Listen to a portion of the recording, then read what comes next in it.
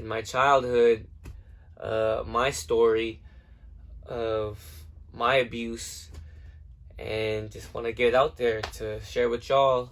And it's not an easy thing to share. Biz as usual.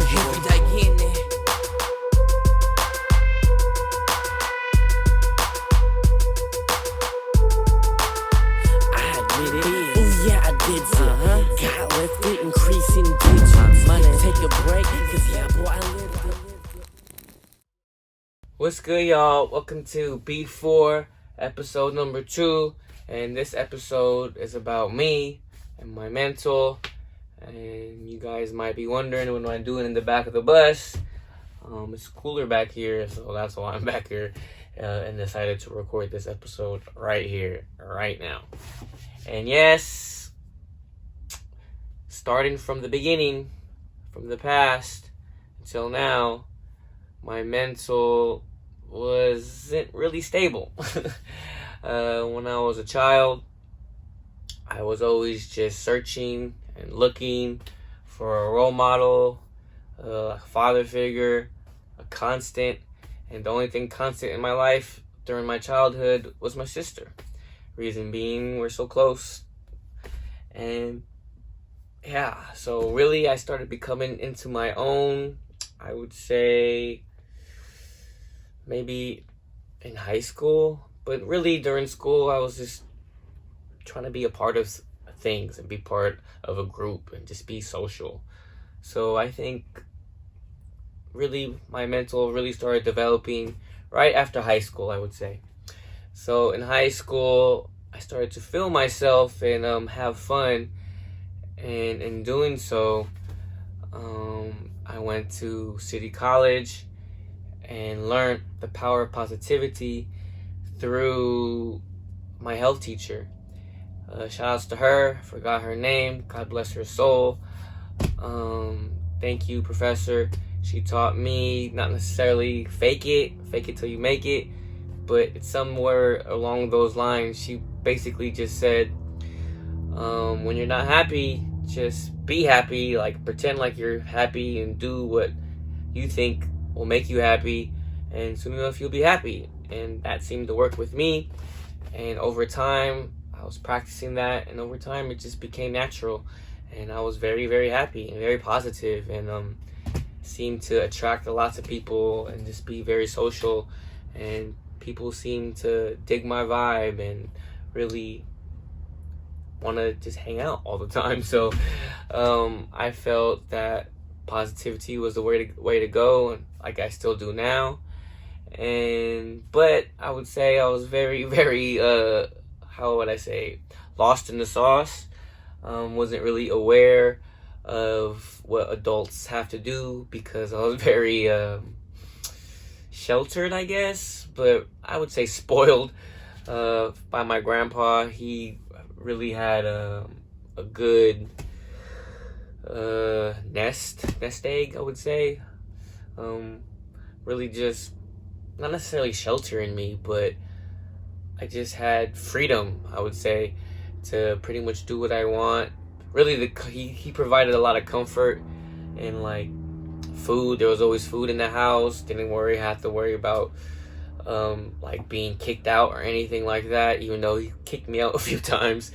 But that's like another story. He promised me a long time ago, shout out to you, Grandpa, I love you.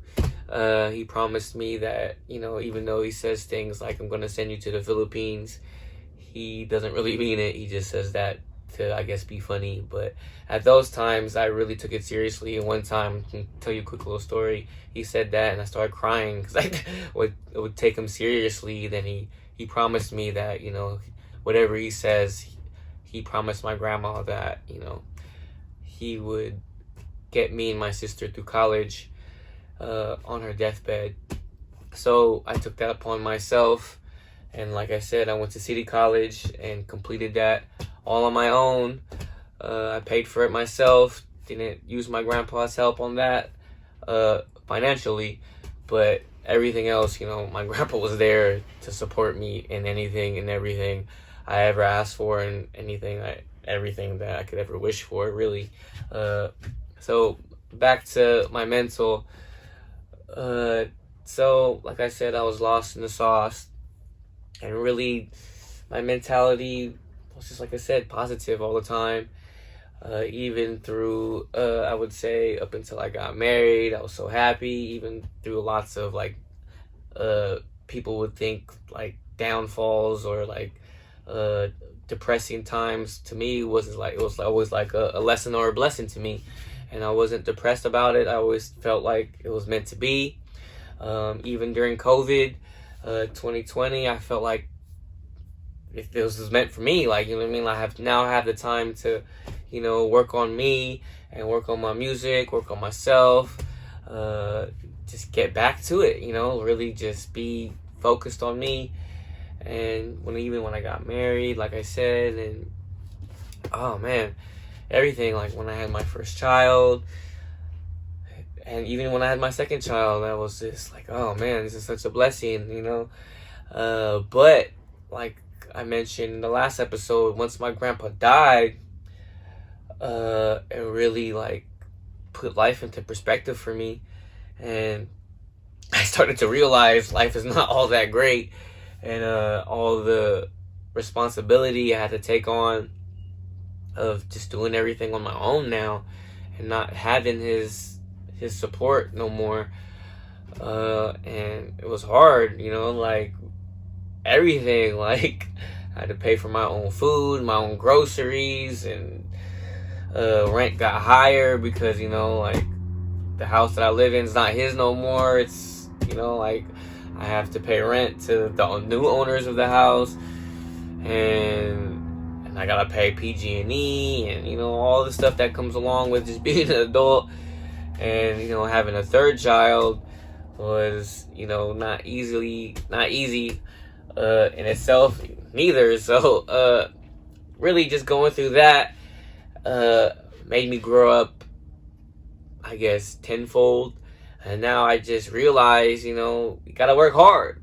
And during before my grandpa died, I wasn't necessarily working as hard and as smart as possible. I was just working just to work, like that was the cool thing to do, was just to get it, was to work.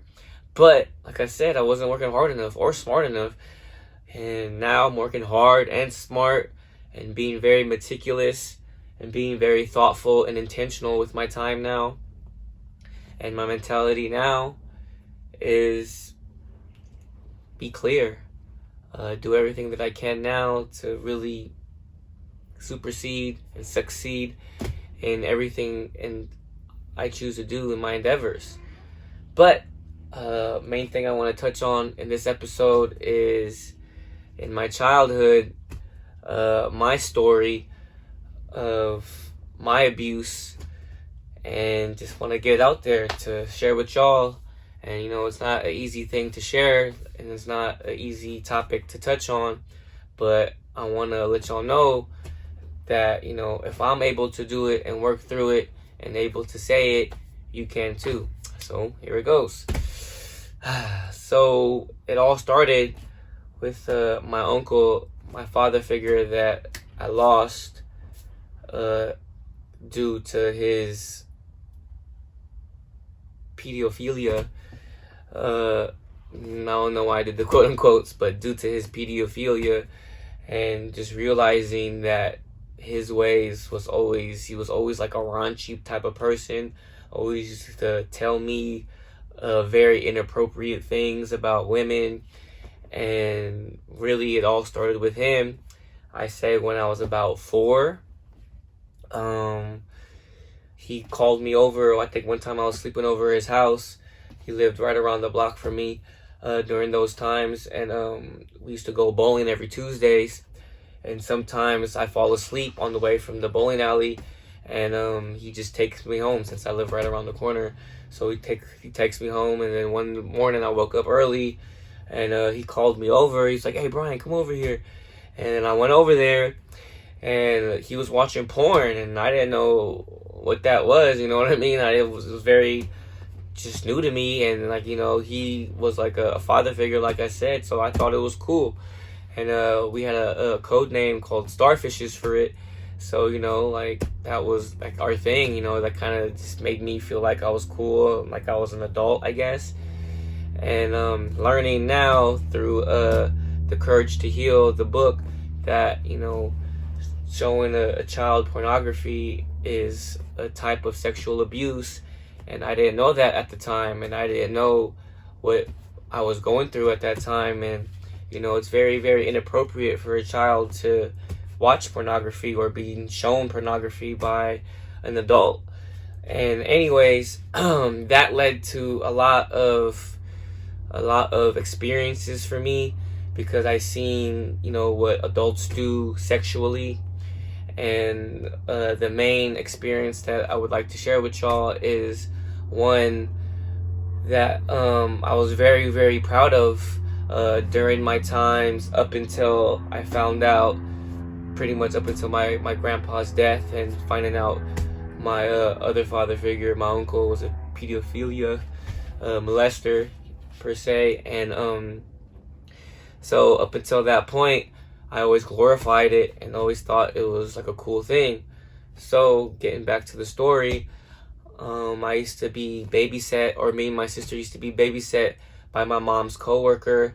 My mom at the time used to work at the McDonald's on Mission Street, which is not there no more.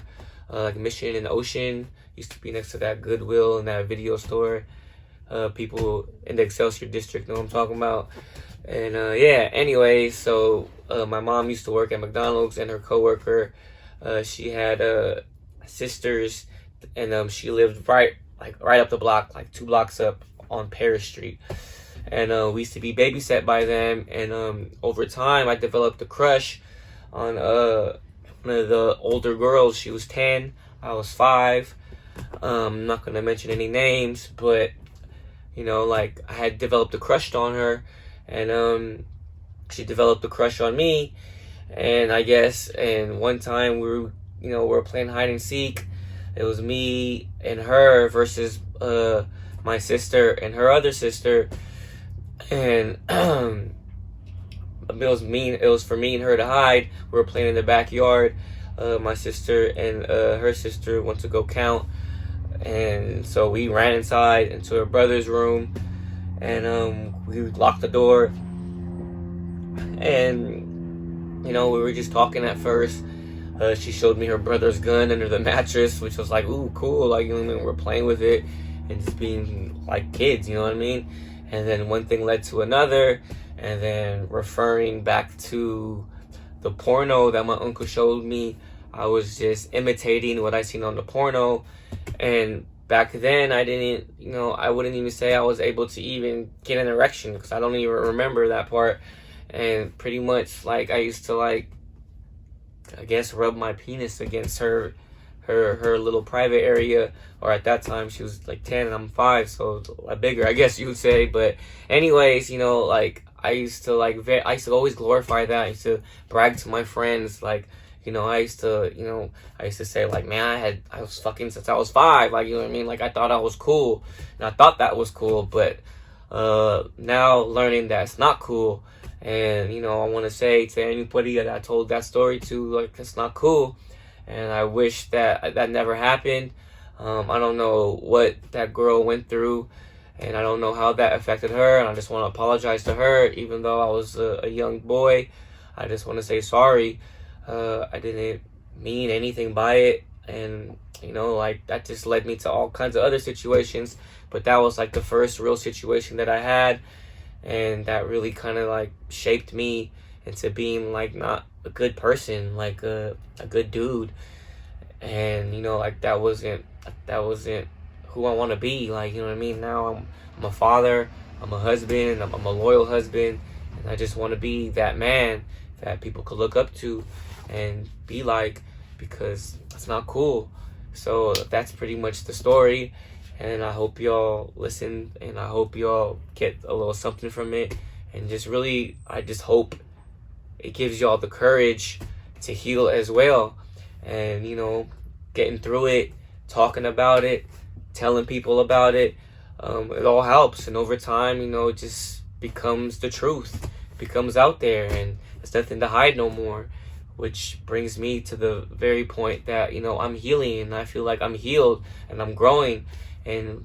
But it's an everyday struggle. Sometimes I feel sad about it, but I allow myself to feel it. And that's what one thing I want to really touch on is allow yourself to feel that grief or that sadness or that shame, and get it out there, put it out there. And the more you get it out there, the more it becomes normal. And the more it's like, all right, I'm able to get past it and live my life. Take action for it, be responsible for it, and move on. Be better from it. And, I'm not the same person that I was back then. And I want to let y'all know that you don't have to be that bad person that you are right now or back then. You can always change. And as long as you, don't incriminate yourself, you could always put it in perspective where you don't incriminate yourself, but get it out there as truthful as possible. Or don't incriminate yourself, but to the people that you love, and really get it out there. You need to get it out there. You can't just hold it in, because I'm telling you from experiences, it's a sickness. And once you just hold it in and really think that what you're thinking is a good thing, when it's not a good thing, you're just telling yourself lies. And those lies, and it becomes easier to lie to anyone. And it's not cool. Like, I was a liar for the longest. I was very manipulative. And now I'm just very transparent and just very me, and learning how to be a better me, which, I'm trying to share that with y'all to show y'all that if I could be a better me, you could be a better you. Bryan Biz Becoming Better. That's why I'm making these episodes, and that's my mentality. And yeah, a brief bit. If you have a story or something to get off your chest, I would suggest you reach out to a loved one or someone you could trust that can give you an honest opinion, or really just listen to you so you could just vent. And if you don't have that person or those type of people in your life, please reach out to me. I would say the best way to reach out to me right now is Instagram. DM me or even comment below. But if it's your story is incriminating or you're just kind of shy, please DM me via Instagram, and I promise I'll get back to you, because that is the first step. The first step is for you to get it out there. I promise, like I said, I'll get back to you. I know it's hard, but taking this first step is a big help, and I promise I will help guide you, and hopefully in the right direction. I promise I will respond. I'm not big-headed, or not anymore anyways. I'm not that big yet. So I have the time and I have the capacity right now to listen, read what you have to say. And yes, back to the closing statements. That's it for this episode. Thank y'all for watching. Questions down in the comments. Remember, one, love yourself first. We every day getting it.